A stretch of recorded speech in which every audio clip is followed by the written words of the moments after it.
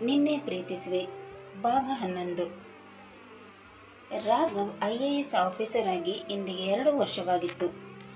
ಈ 2 ವರ್ಷದಲ್ಲಿ ತನ್ನ ಕೆಲಸವನ್ನು ತುಂಬ ಅಚ್ಚುಕಟ್ಟಾಗಿ ಮಾಡಿಕೊಂಡು ಹೋಗುತ್ತಿದ್ದನು. ಕೆಲಸದಲ್ಲಿ ತುಂಬಾನೇ ನಿಷ್ಠಾವಂತನಾಗಿದ್ದನು.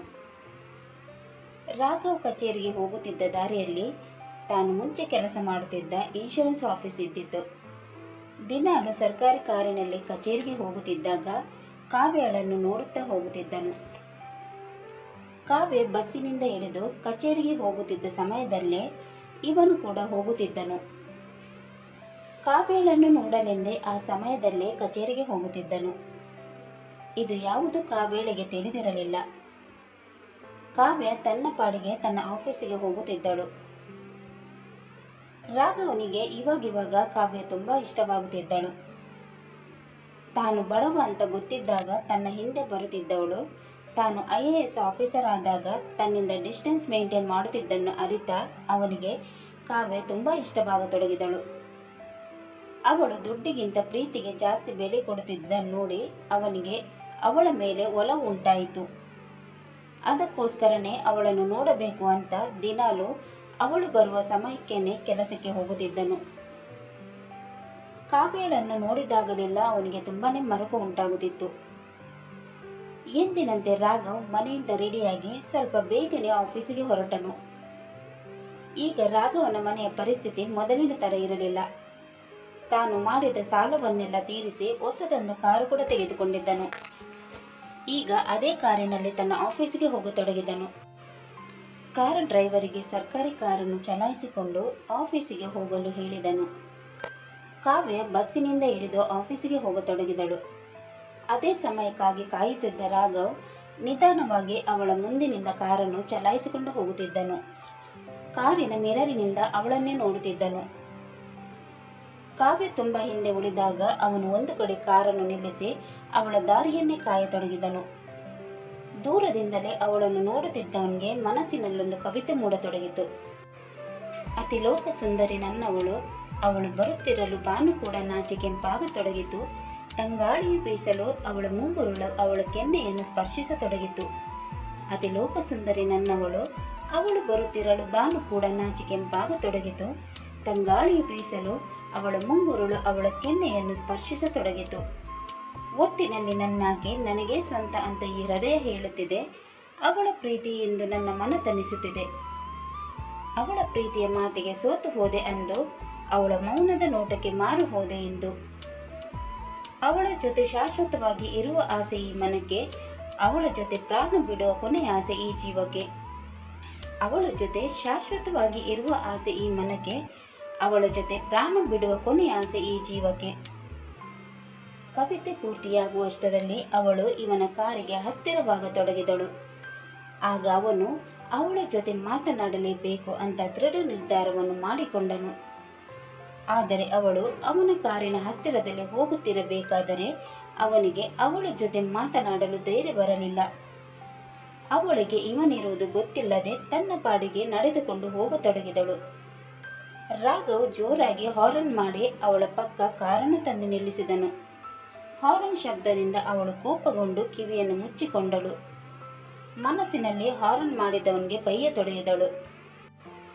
ಆದರೆ ಹಾರನ್ ಮಾಡಿದವನು ರಾಘವ್ ಅಂತ ಅವಳಿಗೆ ತಿಳಿದಿರಲಿಲ್ಲ. ಮತ್ತೆ ಹಾರನ್ ಶಬ್ದ ಆದಾಗ ಅವಳು ಮತ್ತಷ್ಟು ಕೋಪಗೊಂಡು ಕಾರಿನವನಿಗೆ ಬೈಯಲು ಮುಂದೆ ಬಂದಳು. ಕಾರಿನೊಳಗಿದ್ದ ರಾಘವನನ್ನು ನೋಡಿ ಅವಳ ಕೋಪವೆಲ್ಲ ಇಳಿದು ಹೋಯಿತು. ಬನ್ನಿ, ನಾನು ನಿಮಗೆ ಆಫೀಸ್ ತನಕ ಡ್ರಾಪ್ ಮಾಡ್ತೀನಿ. ಬೇಡ ಬಿಡಿ, ನಿಮಗೆ ಆಗ್ತಂದ್ರೆ ನಾನೇ ಹೋಗ್ತೀನಿ. ನೀವೇನಿಲ್ಲಿ? ನಾನು ದಿನಾಲು ಇದೇ ರೂಟಲ್ಲಿ ಆಫೀಸಿಗೆ ಹೋಗೋದು. ನೀವು ದಿನಾಲು ಆಫೀಸಿಗೆ ಹೋಗೋದನ್ನು ನೋಡ್ತೀನಿ. ನಿಮಗೆ ಡ್ರಾಪ್ ಮಾಡೋಣ ಅಂದರೆ ಅದು ಗೌರ್ಮೆಂಟ್ ವೆಹಿಕಲ್ ಅಲ್ವಾ, ಅದಕ್ಕೆ ನಿಲ್ಲಿಸ್ತಾ ಇರಲಿಲ್ಲ. ಇವತ್ತು ನಂದೇ ಕಾರಲ್ಲಿ ಆಫೀಸಿಗೆ ಹೋಗ್ತಾ ಇದ್ದೀನಿ, ಅದಕ್ಕೆ ನಿಮಗೆ ಡ್ರಾಪ್ ಕೊಡೋಣ ಅಂತ ನಿಲ್ಲಿಸಿದ್ದು. ಬನ್ನಿ, ಡ್ರಾಪ್ ಕೊಡ್ತೀನಿ. ನಮ್ಮಂಥ ಬಡವರಿಗೆ ಈ ಕಾರ್ ಸೂಟ್ ಆಗಲ್ಲ. ನಾವು ಏನಿದ್ರೂ ನಮ್ಮ ಕಾಲಲ್ಲಿ ಹೋಗ್ತೀವಿ. ನನ್ನ ಹುಡುಗ ಈಗ ಮೊದಲಿನ ಥರ ಇಲ್ಲ. ಒಳ್ಳೆ ಕೆಲಸ, ಕೈ ತುಂಬ ಸಂಬಳ ಇದೆ, ಓಡಾಡೋಕ್ಕೆ ಕಾರ್ ಕೂಡ ಇದೆ. ಡ್ರಾಪ್ ಕೊಡ್ತೀನಿ ಅಂತ ಕರೆದ ತಕ್ಷಣ ನಾನು ಹೋಗಬಾರ್ದು. ನನಗೂ ಸ್ವಾಭಿಮಾನ ಅನ್ನೋದು ಇರುತ್ತೆ ಅಲ್ವಾ. ಬಡವರೆಲ್ಲ ಶ್ರೀಮಂತಿಕೆ ಜೀವನವನ್ನು ಆಸೆ ಪಡಬಾರ್ದು. ಅಂತ ಮನಸ್ಸಿನಲ್ಲಿ ಅಂದುಕೊಳ್ಳುತ್ತಾ, ಇಲ್ಲ ನೀವು ಹೋಗಿ, ಆಫೀಸ್ ಇಲ್ಲೇ ಹತ್ರದಲ್ಲೇ ಇದೆ ಅಲ್ವಾ, ನಾನು ನಡೆಸ್ಕೊಂಡೇ ಹೋಗ್ತೀನಿ. ನಿಮಗೆ ಆಫೀಸ್ಗೆ ಹೋಗೋಕ್ಕೆ ಲೇಟ್ ಆಗ್ಬೋದು, ನೀವು ಹೊರಡಿ. ನನ್ನ ಮುದ್ದು ಗೊಂಬೆ, ನಿನಗೋಸ್ಕರನೇ ಕಣೆ ನಾನು ಇವತ್ತು ನನ್ನ ಕಾರನ್ನು ತೆಗೆದುಕೊಂಡು ಬಂದಿರೋದು. ನೀನು ಈ ಕಾರಲ್ಲಿ ಕೂರಲಿ ಅಂತಲೇ ನಿನ್ನನ್ನು ಅಲ್ಲಿಂದ ಫಾಲೋ ಮಾಡ್ಕೊಂಡು ಬರ್ತಾ ಇದ್ದೀನಿ. ನೀನು ನೋಡಿದ್ರೆ ಇಲ್ಲ ಬರಲ್ಲ ಅಂತೀಯ. ನಾನು ನಿನಗೆ ಏನೋ ಹೇಳಬೇಕು, ಪ್ಲೀಸ್ ಬಂದು ನನ್ನ ಪಕ್ಕದ ಸೀಟಲ್ಲಿ ಕೂತ್ಕೋ. ನನ್ನ ಮನದಾಳದ ಮಾತನ್ನು ನಿನ್ನ ಜೊತೆ ಹೇಳ್ಕೋಬೇಕು. ನೀನಂದರೆ ನನಗೆ ಇಷ್ಟ ಕಣೆ. ಮತ್ತೆ ನನಗೆ ಪ್ರೀತಿಯ ಹುಚ್ಚು ಹಿಡಿಸ್ಬಿಟ್ಟೆ. ಈ 2 ವರ್ಷದಲ್ಲಿ ನಿನ್ನನ್ನು ನೋಡಬೇಕು ಅಂತ ನೀನು ಬರೋ ಟೈಮಲ್ಲಿ ನಾನು ಕೂಡ ಬರ್ತಾ ಇದ್ದೀನಿ. ಪಾರು ನನ್ನ ಬಂಗಾರ, ಬಂದು ನನ್ನ ಕಾರ್ ಹತ್ತು ಅಂತ ಮನಸ್ಸಿನಲ್ಲಿಯೇ ಅಂಗಲಾಚುತ್ತಾ ವಾಸ್ತವದಲ್ಲಿ ಅವಳನ್ನು ಮತ್ತೆ ಕರೆಯತೊಡಗಿದನು. ನನಗೆ ಆಫೀಸ್ಗೆ ಏನು ಲೇಟ್ ಆಗಲ್ಲ, ನೀವು ಬನ್ನಿ, ನಾನು ನಿಮಗೆ ಡ್ರಾಪ್ ಮಾಡ್ತೀನಿ. ಆಫೀಸ್ ಇಲ್ಲೇ ಪಕ್ಕದಲ್ಲಿ ಇದೆ ಅಂತ ನನಗೂ ಕೂಡ ಗೊತ್ತು. ಮೊದಲು ನೀವು ಬನ್ನಿ ನನ್ನ ಜೊತೆ ಅಂತ ಕಾರಿನಿಂದ ಇಳಿದು ಅವಳ ಕೈ ಹಿಡಿದುಕೊಂಡನು. ಅವನ ಸ್ಪರ್ಶದಿಂದ ಅವಳ ಎದೆ ಬಡಿತ ಜೋರಾಗತೊಡಗಿತು. ಯಾಕೆ ನನ್ನ ಕಾರ್ ಹತ್ತಬಾರ್ದಂತ ಶಪಥ ಮಾಡಿಸ್ಕೊಂಡಿದ್ದೀರಾ? ನಾನು ಅಷ್ಟು ಹೇಳ್ತಿದ್ರು ಬರೋದೇ ಇಲ್ಲ ಅಂತೀರಾ? ಮೊದಲೆಲ್ಲ ತುಂಬಾ ಮಾತನಾಡ್ತಿದ್ದವರು ಈಗ ಏನಾಗಿದೆ ನಿಮಗೆ? ನಾನು 10 ಮಾತನಾಡಿದ್ರೆ ನೀವು 1 ಮಾತನಾಡ್ತೀರಾ. ನನ್ನ ಮೇಲೆ ಕೋಪನಾ ನಿಮಗೆ? ಇಲ್ಲ, ಹಾಗೇನಿಲ್ಲ, ಆಫೀಸ್ ಇಲ್ಲೇ ಇದೆ ಅಲ್ವಾ, ಮತ್ತೆ ನಿಮಗೆ ತೊಂದರೆ ಅಂತ. ನನಗೆ ಏನು ತೊಂದರೆ ಆಗಲ್ಲ, ನೀವು ಅದರ ಬಗ್ಗೆ ಚಿಂತೆ ಮಾಡಬೇಡಿ. ಬನ್ನಿ ಈಗ ಕಾರು ಹತ್ತಿ ಅಂತ ಅವಳನ್ನು ಕಾರು ಹತ್ತಲು ಹೇಳಿ ತಾನು ಹೋಗಿ ಕಾರಿನಲ್ಲಿ ಕುಳಿತುಕೊಂಡು ಸೀಟ್ ಬೆಲ್ಟ್ ಹಾಕಿಕೊಂಡನು. ಅವಳ ಕಡೆ ನೋಡಿ, ಸೀಟ್ ಬೆಲ್ಟ್ ಹಾಕೊಳ್ಳಿ. ಅವನು ಆ ಥರ ಹೇಳಿದಾಗ ಅವಳು ಆ ಕಡೆ ಈ ಕಡೆ ನೋಡಿ ಸೀಟ್ ಬೆಲ್ಟನ್ನು ತೆಗೆದು ಹಾಕಿಕೊಳ್ಳತೊಡಗಿದಳು. ಅವಳಿಗೆ ಸೀಟ್ ಬೆಲ್ಟ್ ಯಾವ ರೀತಿ ಹಾಕುವುದೆಂದು ಗೊತ್ತಾಗಲಿಲ್ಲ. ಅವಳು ಪೇಚಾಡುವುದನ್ನು ನೋಡಿದ ಅವನು ಅವಳ ಹತ್ತಿರ ವಾಲಿ ಸೀಟ್ ಬೆಲ್ಟನ್ನು ಹಾಕತೊಡಗಿದನು. ರಾಘವ್ ತನ್ನ ಸನಿಹದಲ್ಲಿದ್ದಾಗ ಕಾವ್ಯಳ ಎದೆ ಬಡಿತ ಮತ್ತೆ ಜೋರಾಗತೊಡಗಿತು. ಸೀಟ್ ಬೆಲ್ಟ್ ಹಾಕಿದ ಅವನು ಕಣ್ಣೆತ್ತಿ ಅವಳ ಕಡೆ ನೋಡಿದಾಗ ಇಬ್ಬರ ಕಣ್ಣೋಟಗಳು ಬೆಸೆದವು. ಕಾವ್ಯ ಸಾವರಿಸಿಕೊಂಡು ಬೇರೆ ಕಡೆ ನೋಡತೊಡಗಿದಳು. ರಾಘವ ಕೂಡ ಸರಿಯಾಗಿ ಕುಳಿತುಕೊಂಡು ಕಾರ್ ಡ್ರೈವ್ ಮಾಡತೊಡಗಿದನು. ಸ್ವಲ್ಪ ಹೊತ್ತು ಇಬ್ಬರ ನಡುವೆ ನೀರಸ ಮೌನ. ರಾಘವ್ ಕಾರನ್ನು ಅವಳ ಆಫೀಸಿನಿಂದ ಮುಂದಕ್ಕೆ ತೆಗೆದುಕೊಂಡು ಹೋದಾಗ ಕಾವ್ಯ ಒಂದೇ ಸಮನೆ, ಅಯ್ಯೋ ನಾವು ಆಫೀಸಿಗಿಂತ ತುಂಬ ಮುಂದೆ ಬಂದುಬಿಟ್ವಿ, ಕಾರನ್ನು ಹಿಂದೆ ತಿರುಗಿಸಿ, ನಾನು ಆಫೀಸಿಗೆ ಹೋಗಬೇಕು. ಆಫೀಸಿಗೆ ಹೋಗಿರಂತೆ, ಟೈಮ್ ಆಗಿಲ್ಲಲ್ವಾ, ಅದಕ್ಕೋಸ್ಕರ ನಾನು ಕಾರನ್ನು ಮುಂದೆ ತಗೊಂಡು ಬಂದಿರೋದು. 2 ವರ್ಷ ಆದ ನಂತರ ಮೀಟ್ ಆಗಿದ್ವಿ, ಸ್ವಲ್ಪ ಹೊತ್ತು ಮಾತನಾಡ್ಬೋದಲ್ವಾ? ಇಲ್ಲೇ ಹತ್ತಿರದಲ್ಲಿ ಕಾಫಿ ಡೇ ಇದೆ, ಅಲ್ಲೇ ಹೋಗೋಣ. ಕಾಫಿ ಕುಡಿಯೋಕ್ಕೆ ಇಷ್ಟು ದೂರ ಬರಬೇಕಾ? ಆಫೀಸ್ ಹತ್ತಿರನೇ ಸಿಗುತ್ತೆ ಅಲ್ವಾ, ಅಲ್ಲೇ ಕುಡಿದಿದ್ರೆ ಆಗ್ತಾ ಇತ್ತು. ಅಲ್ಲೂ ಸಿಗುತ್ತೆ ಅಂತ ಗೊತ್ತು ನನಗೆ, ಆದರೆ ಇಲ್ಲಿ ಡಿಫ್ರೆಂಟ್ ಆಗಿರೋ ಕಾಫಿ ಸಿಗುತ್ತೆ. ನೀವು ಒಂದ್ಸಲ ಕುಡಿದ್ರೆ ಮತ್ತೆ ಇಲ್ಲೇ ಬರೋಣ ಅಂತೀರಾ. ಅವನ ಮಾತು ಕೇಳಿದ ಅವಳು ಆಯಿತು ಅಂತ ಹೇಳಿ ಅವನ ಹಿಂದೆನೆ ಹೋಗತೊಡಗಿದಳು. ದೊಡ್ಡದೊಂದು ಕಾಫಿ ಡೇಯ ಒಳಗೆ ಇಬ್ಬರು ಕುಳಿತುಕೊಂಡರು. ರಾಘವ್ 2 ಕೋಲ್ಡ್ ಕಾಫಿಯನ್ನು ಆರ್ಡರ್ ಮಾಡಿದನು. ಕಾಫಿಯನ್ನು ಕೈಯಲ್ಲಿ ಹಿಡಿದವಳು, ಇದೇನು ತುಂಬ ಕೋಲ್ಡ್ ಆಗಿದೆ, ಇವರ ಹತ್ರ ಬಿಸಿ ಕಾಫಿ ಸಿಗಲ್ವಾ, ಅಥವಾ ತಣ್ಣಗಾಗಿರೋ ಕಾಫಿಗೆ ಐಸ್ ಹಾಕಿ ಕೊಟ್ಟಿದ್ದಾರೋ ಹೇಗೆ?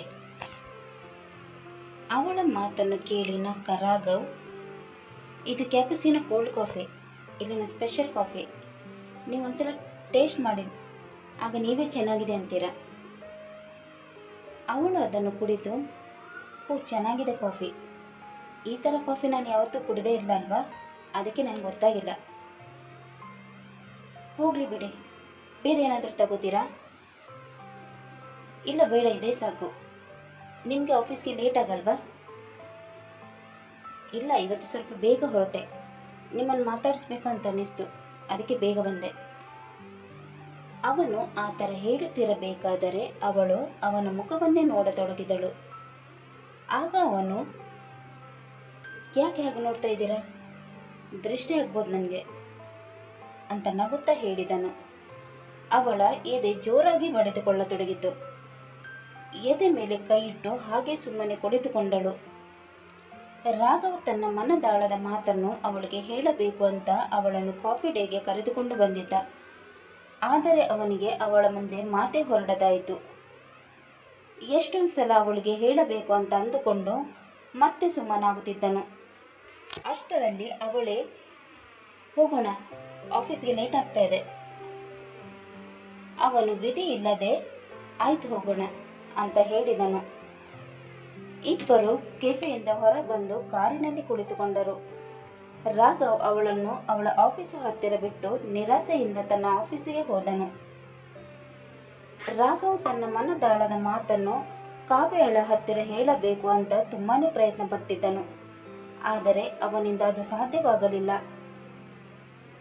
ಒಂದು ದಿನ ರಾಘವ್ ತನ್ನ ಕೆಲಸದ ನಿಮಿತ್ತ ಪಕ್ಕದ ಏರಿಯಾಗೆ ಹೋಗಿದ್ದನು. ಕೆಲಸ ಮುಗಿಸಿ ಇನ್ನೇನು ಕಾರಲ್ಲಿ ಕೂರಬೇಕು, ಅಷ್ಟರಲ್ಲಿ ಒಬ್ಬಳು ಇವನನ್ನು ನೋಡಿ ವ್ಯಂಗ್ಯವಾಗಿ ನಗುತ್ತಾ ಮುಖ ತಿರುಗಿಸಿಕೊಂಡಳು. ಅಷ್ಟೊತ್ತಿಗೆ ಕಾರ್ ಡ್ರೈವರ್ ಅವನ ಹತ್ತಿರ ಬಂದು ಅವನಿಗೆ ಸೆಲ್ಯೂಟ್ ಹೊಡೆದು ಅವನನ್ನು ಕಾರಲ್ಲಿ ಕೂರಲು ಹೇಳಿ ಕಾರು ಸ್ಟಾರ್ಟ್ ಮಾಡಿಕೊಂಡು ಹೋದನು. ಇದನ್ನು ನೋಡಿದ ಆಕೆಗೆ ಆಶ್ಚರ್ಯವಾಯಿತು. ಕತೆ ಮುಂದುವರಿಯಿತು. ರಾಘವ್ನನ್ನು ನೋಡಿ ಆಶ್ಚರ್ಯಗೊಂಡ ಆಕೆ ಯಾರು ಅಂತ ತಿಳಿಯಲು ಮುಂದಿನ ಸಂಚಿಕೆಗಾಗಿ ಕಾಯೋಣ. ಅಲ್ಲಿ ತನಕ ಈ ಕತೆ ನಿಮಗೆ ಇಷ್ಟವಾದಲ್ಲಿ ಲೈಕ್ ಮಾಡಿ, ಶೇರ್ ಮಾಡಿ ಮತ್ತು ಸಬ್ಸ್ಕ್ರೈಬ್ ಮಾಡೋದನ್ನು ಮಾತ್ರ ಮರಿಬೇಡಿ. ಧನ್ಯವಾದಗಳು.